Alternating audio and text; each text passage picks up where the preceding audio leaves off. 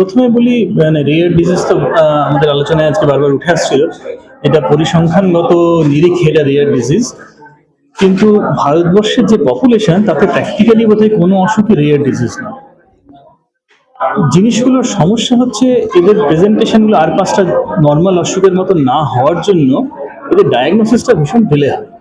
এবং অনেক ক্ষেত্রেই যেগুলো স্পেশালি অটোইমিউন ডিজিজের আন্ডারে রেয়ার ডিজিজের বিভিন্ন ক্যাটাগরি আছে, তার মধ্যে অটোইমিউন ডিজিজের আন্ডারে রেয়ার ডিজিজগুলো নিয়ে আমরা ভীষণভাবে বদার্ড। কারণ এই অসুখগুলো ভীষণ ভালো চিকিৎসা আছে আজকের দিনে, যার জন্য এতগুলো মানুষকে চোখের সামনে দেখলেন যে তারা প্রত্যেকেই একসময় ভীষণ স্ট্রাগলের মধ্যে দিয়ে গেছে এবং আজকের দিনে একদম ভালো আছে। সেই জন্য সাধারণ মানুষের বোঝার জন্য যেটা বলা, যে যদি একসাথে বিভিন্ন অর্গানে বিভিন্ন ধরনের সিমটম হচ্ছে, কারোর একই সাথে চোখ লাল হচ্ছে, মুখে ঘা হচ্ছে, জয়েন্টে ব্যথা হচ্ছে, স্কিনে র্যাশ হচ্ছে, জ্বর আসছে, একটা মানুষের একসাথে 100টা রোগ হওয়া খুব মুশকিল। তো কোনো না কোনো ভাবে একই অসুখের জন্য এই জিনিসগুলো কানেক্টেড থাকে। তাহলে কোনো মানুষের যদি একসাথে বিভিন্ন অর্গানে এফেক্ট করছে, তাহলে সেটা একটা অটোইমিউন ডিজিজ হওয়ার সম্ভাবনা, বা একই সিমটম বারবার আসছে, সেটা একটা অটোইমিউন ডিজিজ হওয়ার সম্ভাবনা ভীষণ বেশি। এই জায়গাটা থেকে আমাদের মানে সমাজের মাঝে এই কথাটা ছড়িয়ে দিতে হবে যে যেখানে রোগ ধরা যাচ্ছে না সেখানে একবার চিন্তা ভাবনা করতে হবে যে সে কোনো অটোইমিউন ডিজিজে ভুগছে কিনা। তো স্পেশালি যদি বারবার ফেরত আসে বিভিন্ন অর্গানে হয়ে থাকে, তাহলে এই জায়গাটা অ্যাচিভ করতে পারলে আমরা আরো অনেক অনেক মানুষকে ডায়াগনোসিসের আওতায় আনতে পারবো। এবং সেক্ষেত্রে যদি তারা কোনো না কোনো অটোইমিউন ডিজিজে ভোগেন, তাহলে সেক্ষেত্রে তাদের ভীষণ ভালো চিকিৎসা আছে এবং তারা অ্যাবসলিউটলি নর্মাল লাইফে ফিরে আসতে পারে। রেয়ার ডিজিজটা হচ্ছে বিভিন্ন সিস্টেমের হতে পারে, সেটা নিউরোলজি ডিজিজও হতে পারে, গ্যাস্ট্রিক মানে পেটের প্রবলেমও হতে পারে। আমরা যেটা দেখি রিউমাটোলজি, সেটা হচ্ছে অটোইমিউন ডিজিজ, রিউম্যাটিক ডিজিজ। এবার যে কোনো অটোইমিউন ডিজিজের প্রবলেম যেটা হয় সেটা হচ্ছে যে ইমিউন সিস্টেমটা আমাদের বডির ডিফেন্স মেকানিজম, বা কোনো কারণে এই ইমিউন সিস্টেমটা কনফিউজড হয়ে গিয়ে আমাদের নিজের যে সেল, নিজের যে কোষ, যে টিস্যু, তার এগেনস্টে কাজ করে এবং সেটা নষ্ট করে। এবার যদি ট্রিটমেন্টটা ডিলে হয়ে যায়, মানে যে ডায়াগনোসিসটা ডিলে হয় বা ট্রিটমেন্ট ডিলে হয়, তখন যদি ভেতরে ভেতরে এই সেলস বা টিস্যুর ড্যামেজটা বাড়তে থাকে এবং এক এক সময় হয়তো কোনো সময় আসতে পারে একদম ইররিভার্সিবল ড্যামেজ হতে পারে। তার জন্য এই যে সিমটমস, এবার ধরবো কিভাবে?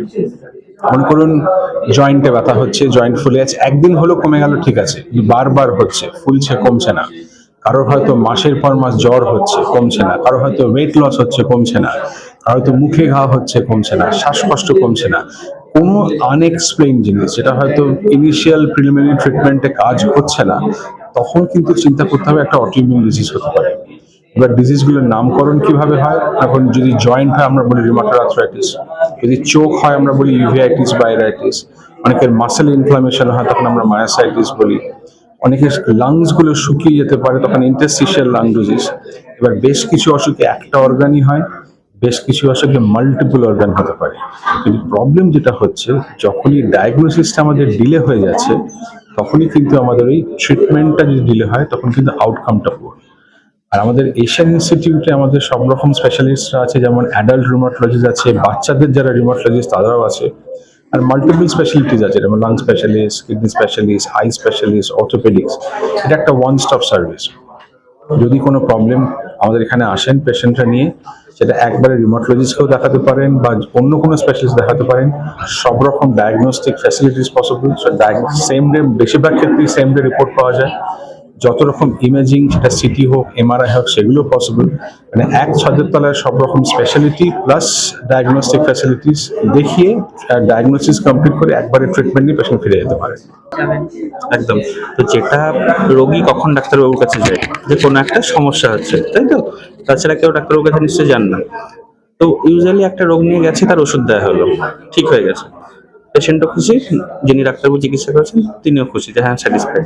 বাট কোনো একটি পার্টিকুলার রোগী বারবার কিছু হচ্ছে, যে আজকে এটা, কালকে ওটা, কালকে পেটে সমস্যা, কাল বুকের সমস্যা, কাল মাথায় সমস্যা, কিছু হয়ে যাচ্ছে, আমি ওষুধ খাচ্ছি, ভালো হচ্ছে। বাট একটা মানুষ, সুস্থ মানুষ কেন এত ভুগবে? বডির যে ইমিউন সিস্টেম আছে, তো তার কাজই হচ্ছে যে প্রতিটা অর্গানকে প্রোটেক্ট করা। যেমন নিউরোলজি একটা খুব ছোট্ট জায়গা, ঠিক আছে, তার নার্ভাস সিস্টেম আছে, কিন্তু ইমিউন সিস্টেম হচ্ছে কিন্তু নিউরো সিস্টেমে যেমন আছে, হার্টেও যেমন আছে, ফুসফুসেও আছে, স্কিনেও আছে। ফলে আমাদের যে রোগগুলো, তার ম্যানিফেস্টেশন হচ্ছে বিভিন্ন দিকে ম্যানিফেস্ট করে। ফলে রোগ ধরা পড়তে একটা সিগনিফিকেন্ট ডিলে থাকে। যেমন একটি বাচ্চা, অন্বেষার কথাই বলি, যে বাচ্চাটি 6 বছর বয়স থেকে কাশি হচ্ছিল, তো খুব স্বাভাবিকভাবে ডাক্তারবাবুকে দেখাতেন, ডাক্তারবাবু অ্যাস্তমার ওষুধ দিতেন, হাঁপানি হয়েছে।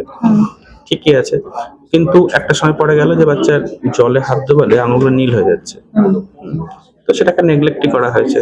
কিছু সময় পরে দেখা গেলো যে বাচ্চার জয়েন্টগুলো ফুলছে, তখন বেলা একটা আর্থ্রাইটিস হয়েছে। কিন্তু একটা লোকের গাঁট ফুলেছে, ফুসফুসেও তার প্রবলেম ছিল, কাশি হচ্ছে, তার হার্টে প্রবলেম আছে, হার্টবিট সবসময় 200 উপরে থাকে, এতগুলো প্রবলেম কেন হচ্ছে? তো যখনই আমরা অনেকগুলো কিছু পাচ্ছি, কারণ খুঁজে পাচ্ছি না, আমরা ধরেই নিই তার বডিতে কোনো ইমিউনোমিডিয়েটেড ডিজিজ হচ্ছে। তো যেটা ছিল একটা অটোইমিউন ডিজিজ ছিল, mixed connective tissue disorder with interstitial lung disease, হার্টে প্রবলেম আছে, লাঙে আছে, অ্যারিথমিয়া ছিল, ফলে বাচ্চাটি হার্ট ফেলিয়ার হয়ে গেছিল, অনেকদিন ভেন্টিলেটরে ছিল, এখন ওষুধতে ভালো আছে। ফলে রেয়ার ডিজিজ মানেই যে চিকিৎসা নেই বা বাচ্চা খারাপ হয়ে যাবে এরকম না।